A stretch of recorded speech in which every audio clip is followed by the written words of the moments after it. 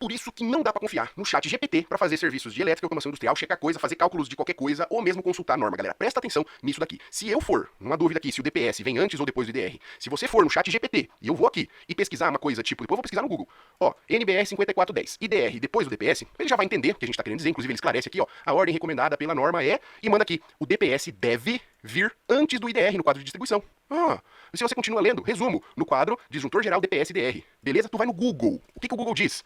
De acordo com a NBR 5410, o IDR deve ser instalado depois do DPS, ou seja, né, o DPS antes. E antes do disjuntor, de toda forma, a sequência correta é disjuntor geral, DPS-IDR. Quer dizer, é DPS e depois IDR, como ele fez aqui. Que provavelmente escuta aí os influenciadores que falam de elétrica industrial e na dúvida vai pro chat GPT, na dúvida vai pro Google, mas eu te digo o seguinte, essa informação está errada.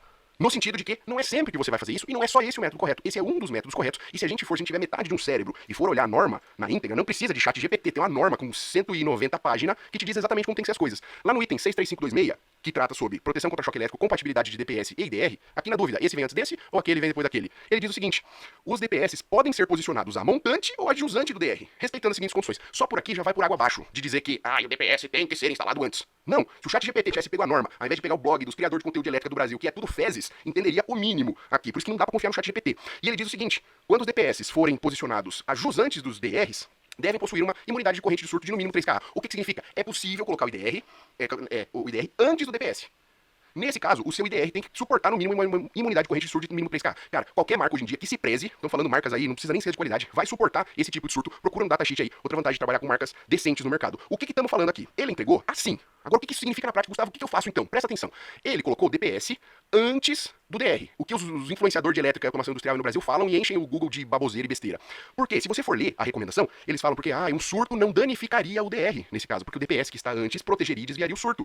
Se você colocar depois, colocar o DPS aqui, o que acontece? No caso de uma fuga, ele pode desarmar o IDR.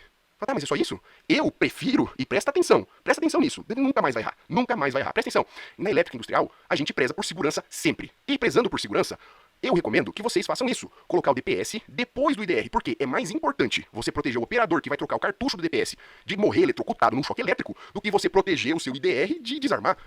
Entendeu?